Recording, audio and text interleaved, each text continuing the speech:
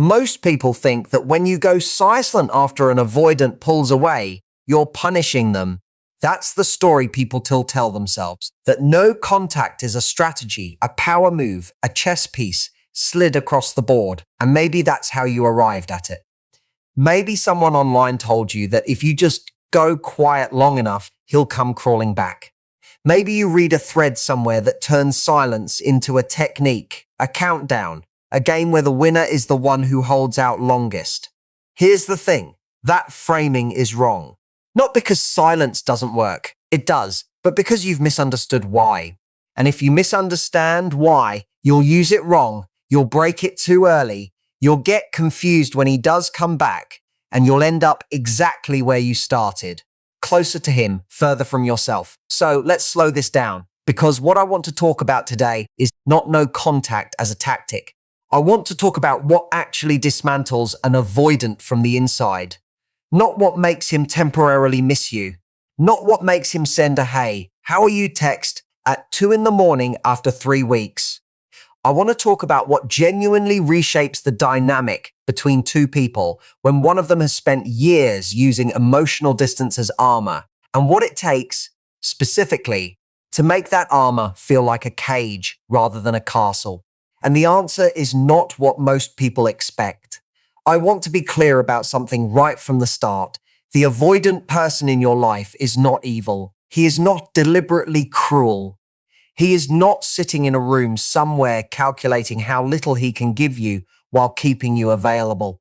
He is, in many cases, a person who learned very early that getting close to someone was dangerous, that needing people led to disappointment, that expressing vulnerability led to rejection or ridicule or being left. So he built something. He built a structure inside himself that looked like independence, but was actually protection. And that structure became so automatic, so fluent, that by the time he met you, he didn't even know it was there. He thought that was just who he was. Now you're here, trying to figure out how to reach him through that structure. And the unfortunate thing about no contact as a tactic is that it doesn't reach him through it. It just reminds him that the structure works. It confirms his oldest story about people, that they leave, that intimacy end, that distance is safer than staying. Here's what most people miss. You cannot break an avoidance pattern by doing the thing that his pattern already predicted you'd do. And his pattern predicted two things.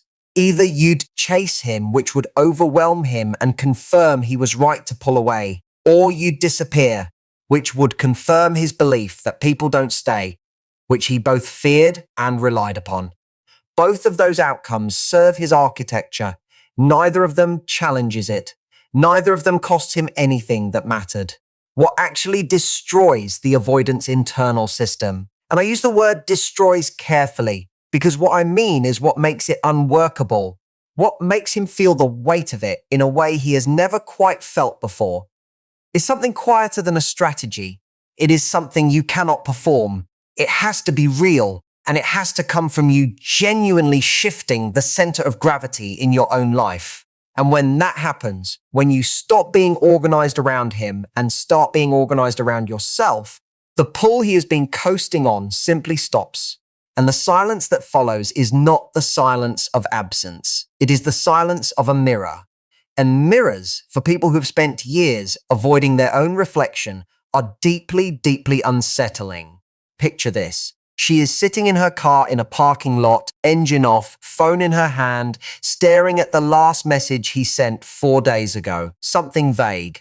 Something that looked like warmth from a distance and felt like fog when she read it again. She knows the move she wants to make. She has typed 3 different versions of a response.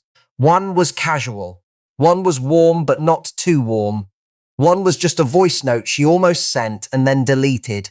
And here's what's really happening in that parking lot. She is auditioning. She is trying to find the version of herself that gets past his wall. The version that is the right temperature. Not too much, not too little. Interesting enough to hold his attention. Open enough to make him feel safe. Cool enough not to scare him. She is doing emotional arithmetic to calculate the right amount of herself to offer so that this time, he does not retreat. That is what an avoidant does to you, not intentionally, but functionally, that is what the pattern produces. It turns you into a person who is constantly adjusting herself, constantly self-editing, constantly reading the room of one person and shrinking or expanding accordingly. And the most painful thing about standing in that parking lot is not that he might not text back. It's that she has forgotten what she actually wanted to say. Here's the truth about avoidant attachment, and I want to walk through this with you one piece at a time, because if you understand the architecture, you'll understand what actually has leverage inside it. The avoidant person maintains emotional distance not because they don't feel things. They feel things deeply, often more intensely than they can manage, but because closeness to them has historically been associated with loss of self. When someone gets close to them, when they feel themselves beginning to depend on someone, they experience a very specific kind of panic. Not the panic of being hurt, the panic of disappearing, the panic of being subsumed, of needing someone so badly that if that person left, they wouldn't be able to function. And because that terrifies them, they manage proximity carefully. They let you in to a point, and then they create distance, not because they don't want you, but because they want the closeness without the cost of the closeness. They want the warmth without the vulnerability that warmth actually requires. And this is why chasing doesn't work. It's not just that it makes you look desperate, though it does shift the dynamic in his favor. It's that chasing confirms his deepest anxiety. When you chase him, you are proving that he matters more to you than your own center. You are proving that you will reorganize your entire interior life around managing his distance.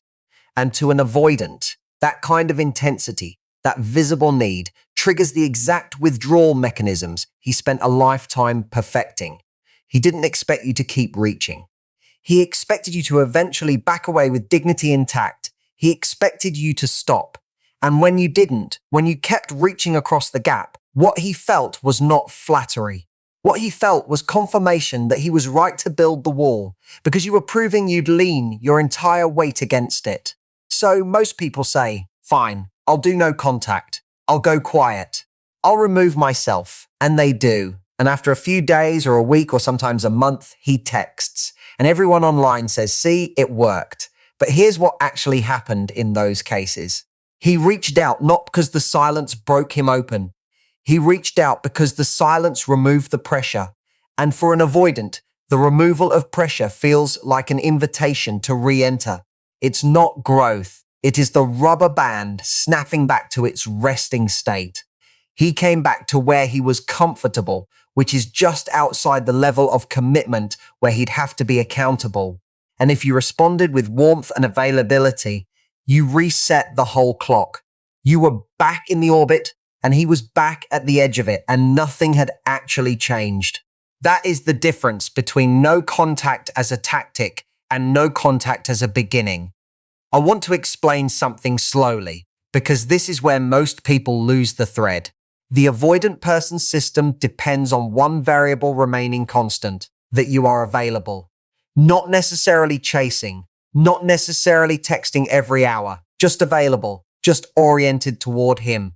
Just in the position where, if he decided to lean in, you would be there to receive it. That availability, even when it's quiet, even when you've stopped texting, even when you're not making obvious moves, is what keeps the dynamic alive. It is the warmth in the room that he takes for granted. It's the light under the door that tells him you're still there, even when he hasn't knocked in weeks.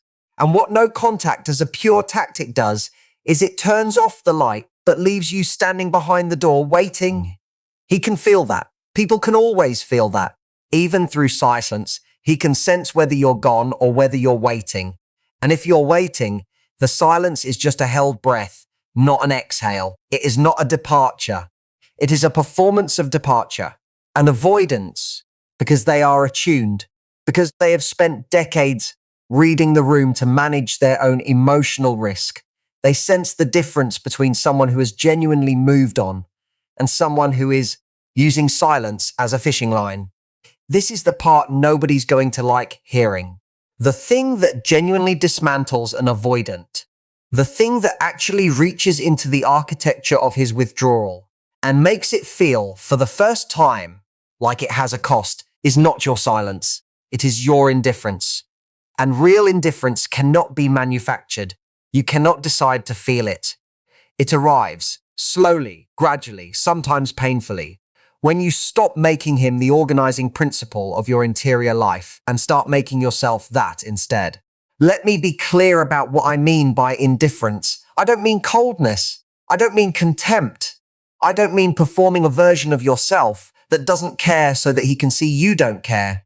That is still performance. That is still organized around him. Real indifference is the natural consequence of putting your energy into yourself so consistently and so genuinely that the question of whether he texts back becomes genuinely less urgent than the question of what you're building in your own life. And here's what happens to an avoidant when a woman reaches that place. Not pretends to reach it, actually reaches it. First, there is an absence he notices, not just her presence. The specific warmth that was always quietly available, the orbit she maintained around him, even when she thought she wasn't doing it. That orbit had a gravitational pull.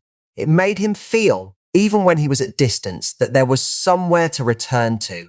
And when that gravity shifts, when she genuinely stops being organized around him and starts being organized around her own life, he can feel the pull change direction. He cannot always name what he's feeling, but something in the room is different. Think about it like this. Imagine someone who has been sitting near a fireplace all evening without paying attention to the fire. They're reading maybe, working. The fire is just background warmth, ambient and unacknowledged. And then the fire goes out. Not dramatically, just quietly. And suddenly the room is a degree or two colder. They look up. They notice not the fire, but the absence of the fire. And what they feel in that moment is not grief, not yet, but a kind of inquiry. A question without language. Something that used to be here is no longer here. And that inquiry, that wordless question, is the beginning of something the fire could never produce while it was burning. The void becomes something else. It becomes the echo of what he didn't say when he had the chance. It becomes the weight of his own emotional limitations, which he could ignore when there was someone nearby absorbing the consequences of them. It becomes the silence he thought he wanted. And he did want it for a while, the way someone in a cluttered room wants quiet. But the silence he thought would feel like relief starts to feel like something else. Like the quiet of a room that used to have a person in it. And that quiet has a texture. It presses against things. It sits on the chair where she used to sit. It rings slightly, the way rooms do after someone laughs and the laughter stops. He starts to feel something he doesn't have easy language for, because feeling it clearly would require him to admit something he has spent years not admitting, that he needed the warmth. That he let it go not because he didn't want it, but because wanting it scared him. And now the wanting and the fear are sitting in the same room, and there's no one else there to manage either of them. That is the reckoning. That is the thing no contact as a tactic cannot produce, because tactics have expiry dates. His mind can wait out a tactic. His nervous system can recognize a countdown and simply wait for it to finish. But a woman who has genuinely stopped orbiting him, a woman who has actually redirected her energy, her attention, her vision of her own future, is not running a tactic. She is not holding her breath. She has exhaled. And the exhale is permanent, unless she is persuaded to hold her breath again. He didn't expect you to actually leave. He expected you to go quiet for a while. He expected you to manage the discomfort and come back when the silence got too heavy for you. He expected, on some low and unexamined level, that you would miss him more than you would build your own life. That's the prediction the avoidant makes. That's the script he has run in every relationship. The person who chases eventually gets tired enough to stop, but they don't go far, they hover. And when he reaches out, there they are. What he did not expect was for you to genuinely stop hovering, to stop calculating, to stop adjusting your temperature, to stop checking his last scene, And I want you to sit with this word, full. Full of something that didn't include him. Not full of anger, not full of a performance of fullness. Actually engaged in something that mattered to you. Present in your own life in a way that you had quietly stopped being while you were trying to manage his emotional distance. I'm going to say something, and some of you will disagree with it. The avoidant person in your life is not someone who needs to be outwitted. He is someone who needs to encounter, for the first time, the actual cost of his own patterns, and he cannot encounter that cost as long as you're absorbing it. As long as you're the one adjusting, editing, shrinking, expanding, recalibrating, as long as you are the one doing the emotional management for both of you, he never feels the weight of what he is. The weight of someone who keeps people close enough to matter but far enough not to require anything real. The weight of someone whose emotional immaturity is protected at every turn by the very person it hurts most. When you stop absorbing that cost, when you genuinely redirect your life, the cost lands where it belongs, on him, not as a punishment, not as a lesson you are delivering to him. Just as the natural consequence of removing a buffer that had been there too long, he starts to wonder why she hasn't reached out. And here's the thing, the wondering is what undoes him, not the reaching out, not the texts, the wondering. Because wondering means he is filling in her absence with his own imagination. And the imagination of an avoidant, when it is not managed by her obvious availability, is far less comforting than the story he told himself when she was there. When she was there, he could tell himself she was overwhelming, she was too much, he needed space, he was fine without the closeness. When she is genuinely gone, genuinely redirected, the story changes. Because the evidence for the old story, that he was fine, that he didn't need it, that distance was his natural state. That evidence is harder to maintain without her there, behaving in the predictable, manageable way he expected. Here's what's actually happening underneath all of this when an avoidant begins to reckon with a woman's genuine absence. His attachment system, which has spent years running on the assumption that emotional closeness is dangerous and independence is safety, begins to experience something it is not wired to easily handle: yearning without an outlet. The avoidant is comfortable with yearning when it can be managed, when there is someone available to feel the pull toward and then strategically retreat from. The push-pull is the comfort zone. It is the choreography he has danced in every relationship. Push, pull, advance, retreat.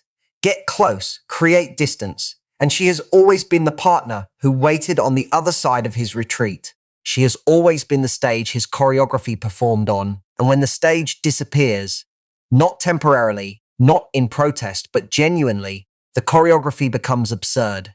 You cannot push and pull when there is nothing there to push against, nothing left to pull back toward. This is the mechanism, not the punishment, of silence. The removal of the conditions that allowed the pattern to function.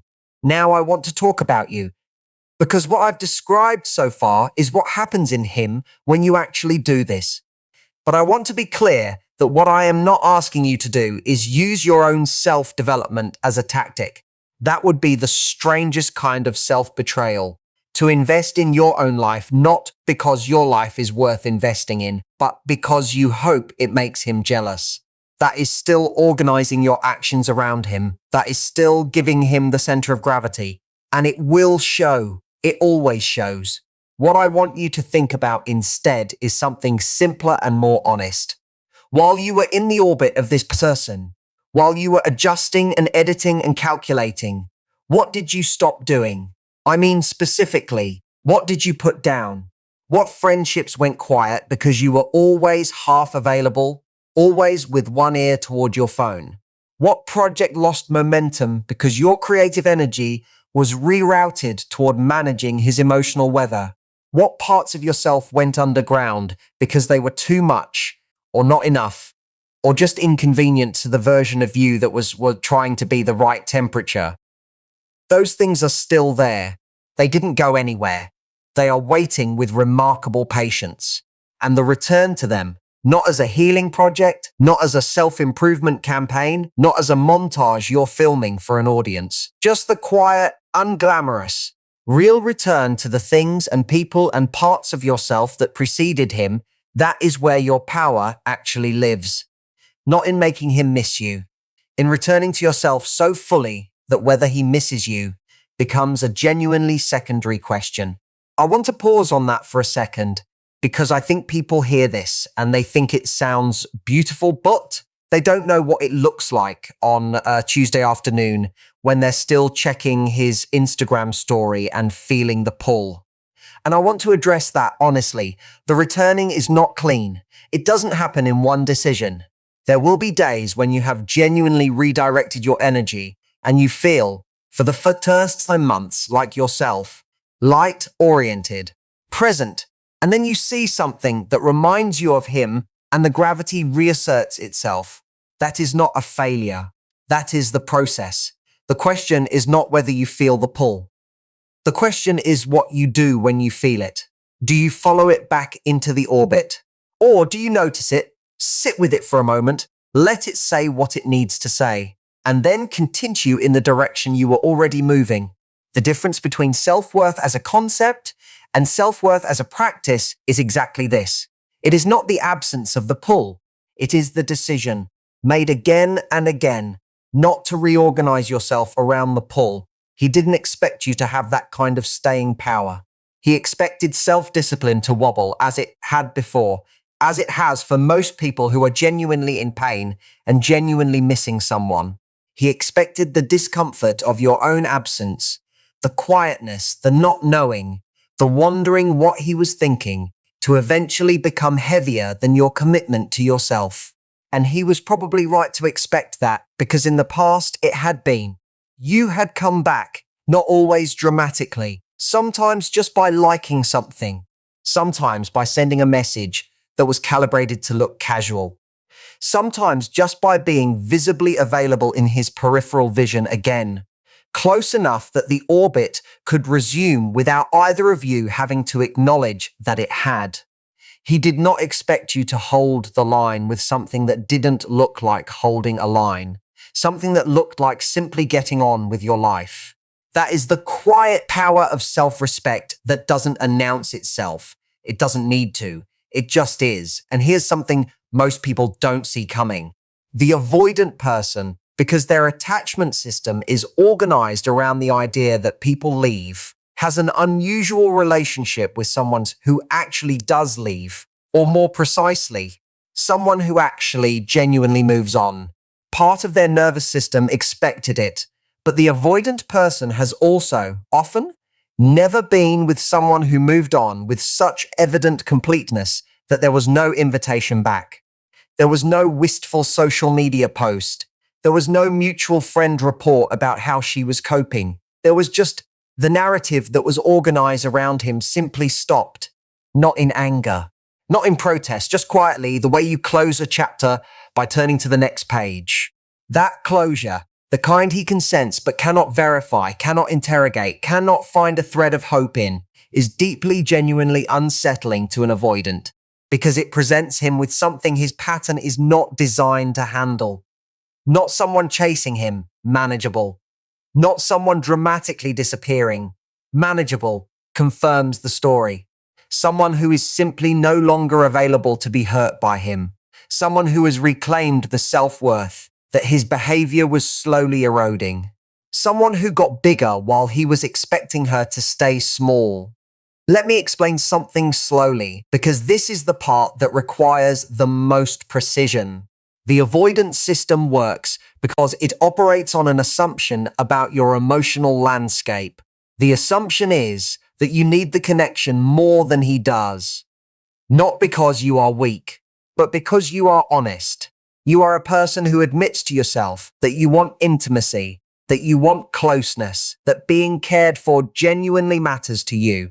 And that honesty, which is actually a form of emotional courage, becomes, in the avoidant dynamic, a liability, because he uses the gap between your admitted desire and his performed independence as the terrain of the whole relationship. He always feels slightly less invested, slightly less available, slightly further from the edge, and you are always trying to calibrate yourself to close that gap. When you stop trying to close the gap, not by giving up on love, not by becoming cold, but by recognizing that a gap which requires only one person to keep closing is not a gap, it is a structure. And you are not obligated to be the one who fills it. Something shifts in the interior of the dynamic that cannot be unshifted. Because now there is no gap to manage. There is just two people who are not moving toward each other. And for the avoidant, who has spent years comfortable in the gap, this is new territory. The gap was the map. Without it, he doesn't know where he is. He starts to wonder whether the story he told himself, that he was fine, that he needed his freedom, that closeness was not something he required, was actually true, or whether it was just the thing he could afford to believe as long as someone else was paying the emotional cost of it. And that is an uncomfortable question. That is the kind of question that arrives at night, in the middle of something else, in the kind of silence that does not feel like peace. He starts to feel, in the absence of her orbit, that the independence he valued was not as comfortable as he thought. Not because he necessarily wants her back in the way that would require him to change, but because the absence of the warmth, the ambient, unconditional, quietly available warmth she provided without always knowing she was providing it, is not what he imagined.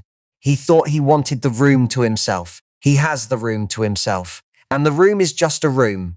The magnetism, and I want to use that word specifically, the magnetism that a woman develops when she genuinely stops being organized around someone who does not know how to meet her is not something she performs. It is not the result of a new haircut or a confident Instagram story or being seen laughing at something with someone else.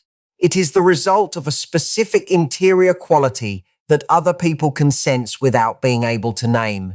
It is the quality of someone who is no longer available to be in orbit, someone who has a center of gravity that belongs to her, someone who is not waiting, someone whose silence is not a held breath but an exhale that has become breath. And that quality, that magnetic quality, is one of the few things that can genuinely reach an avoidant through the architecture of his own defenses, not because it makes him want to pursue her, because it confronts him with what he gave up. Here's something I want to say very directly. You are not trying to destroy an avoidant person. I said the word in the framing of this conversation because that is the language people use when they are in pain and want it to mean something. But what I actually mean, what actually happens, is that you become the person who breaks the pattern, not by breaking him, by refusing to be one more piece of evidence that his pattern is viable, by refusing to confirm that avoidance is a sustainable long-term strategy for intimacy, by simply, quietly, without drama, without a speech, living a life in which you are no longer available to be managed from a distance. That is the limit of your responsibility in this. You do not owe him a reckoning. You do not owe him anything that looks like a lesson. You do not owe him pain that is proportional to yours. What you owe yourself is the dignity of not spending one more year being someone else's emotional safety net while they withhold the one thing you actually showed up for. Now, let me be practical with you, because I think we have spent enough time inside the theory, and the truth is that the theory does not get you through Wednesday. The first thing, and this is small, but it matters, is to stop giving his behavior the largest share of your interpretive attention. You know what I mean. You know the way a single message from him, or the absence of a single message, can become the most analyzed text in your week, more considered than anything you read for work, more carefully examined than any conversation you had with someone who was actually present. And I'm not telling you this to make you feel foolish, because it is not foolish. It is what happens when you care about someone who does not give you enough information to feel secure. The ambiguity forces the analysis. It becomes its own kind of noise, and you have been living inside that noise. Start reducing it, not in a dramatic way, not with a declaration, just by deliberately investing some of the attention that used to go toward reading him into things that will give you something back. A conversation with a friend you've been half present for. A project that has been sitting in the corner of your mind, waiting for you to stop being distracted. A physical practice, something that lives in your body and not your head, because the mind that has been obsessing needs somewhere to go that is not words. I'm not telling you to get over it. I'm telling you to redirect. There is a difference. Getting over it is a destination. Redirecting is something you can do today, this afternoon, in the next hour. You pick up the phone and you call someone you actually want to talk to, not someone you're using to distract yourself from him. You eat something that you prepared with actual attention. You sit with the discomfort of not knowing where things stand, and you do not reach for the phone to resolve it. You let it sit. You let it be unresolved. Because here is the thing about discomfort. It is not an emergency. It is just uncomfortable. And your tolerance for discomfort, for the not knowing, for the open question, is one of the most important things you can develop right now. Not because it will make him come back, because it will make you someone who does not need him to come back in order to be okay.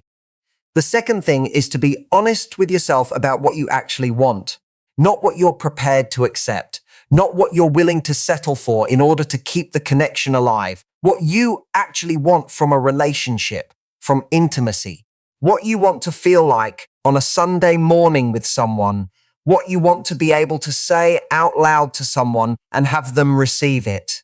I am asking you to know specifically what you were actually looking for before you started trying to adapt yourself to fit what he was willing to offer. Because the standard you hold, and I mean the actual, internal, uncompromised standard, not the one you lowered quietly over weeks or months, that standard is information.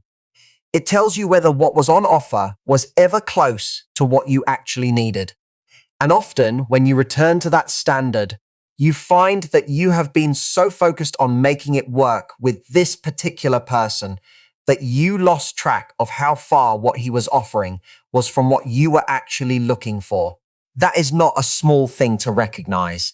That is the difference between grief, missing a specific person, and grief mixed with relief, missing the version of the thing that was never actually there. The third thing, and this is the quietest one, is to let yourself want what you want without apology, not loudly, not as a campaign, just internally. Let yourself want deep, mutual, present intimacy.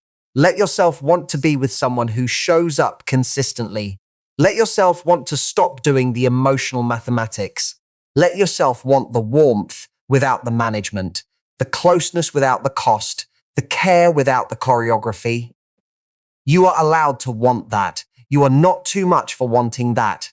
And anyone who has made you feel like the wanting itself is the problem has been using your own desire against you.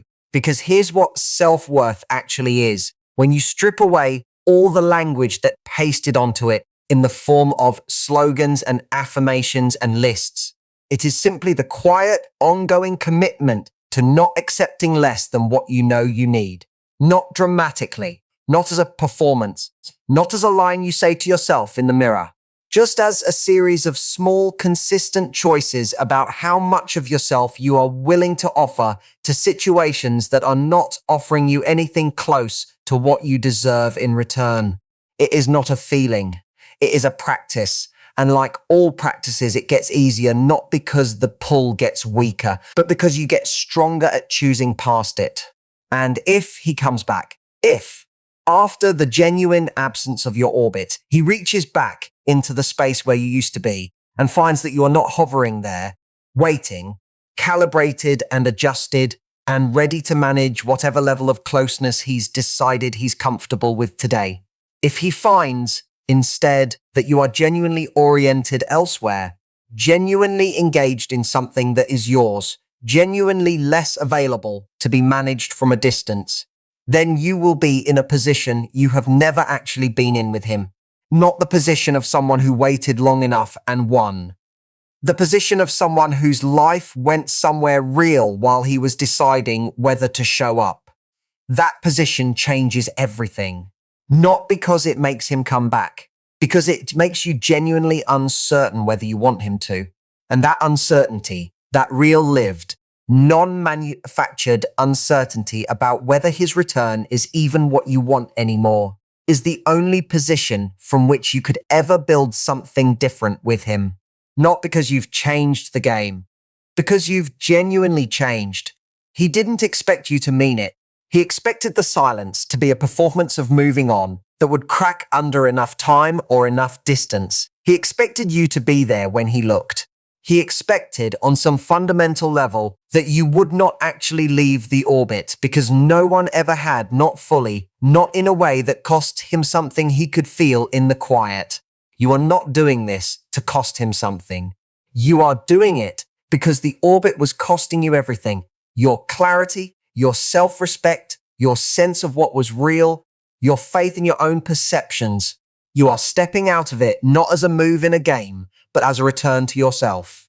And the self you are returning to, the one who knew what she wanted before she started adjusting herself to fit his emotional limitations, that version of you is not a project. She is not something to build. She is something to uncover. She's been underneath the adjustments the whole time, patient and quieter than she should have had to be, waiting for you to stop managing him long enough to hear her. Dignity is not a dramatic thing. It does not arrive with music. It does not feel like power in the way people imagine power feeling. It feels more like setting something down, like finally putting down a bag you have been carrying so long you forgot it was heavy.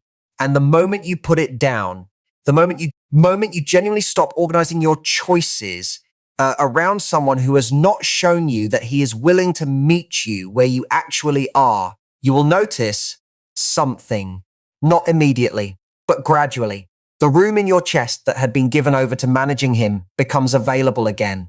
And what fills it is yours, quiet and yours. That is not a consolation prize for not getting what you wanted.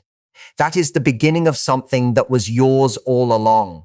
Something that no one's ambivalence can reach, no one's slow retreat can diminish, no one's carefully maintained distance can erode. It is the standard you set, not for him, but for anyone who comes near you from here on. It is the thing you carry that gets lighter the more precisely you apply it. It is the thing that makes you not magnetic in the way that people mean when they mean performing magnetism, but genuinely the center of your own gravity. And people who are genuinely the center of their own gravity have a kind of stillness that very few people can ignore, not even the ones who built a life out of keeping their distance. Your silence was never about making him come back. It was always about giving yourself enough quiet to finally hear yourself again. And what you hear when you stop performing and start listening is someone who knew what she needed all along. Someone who was just waiting for you to stop editing her out. That version of you is not a comeback. She is not a return. She is simply what remains when you stop being organized around someone else's limitations. She is what you have been all along, underneath the orbit, underneath the adjustments, underneath the silence that was held breath and not exhale. She is the exhale, and she does not wait.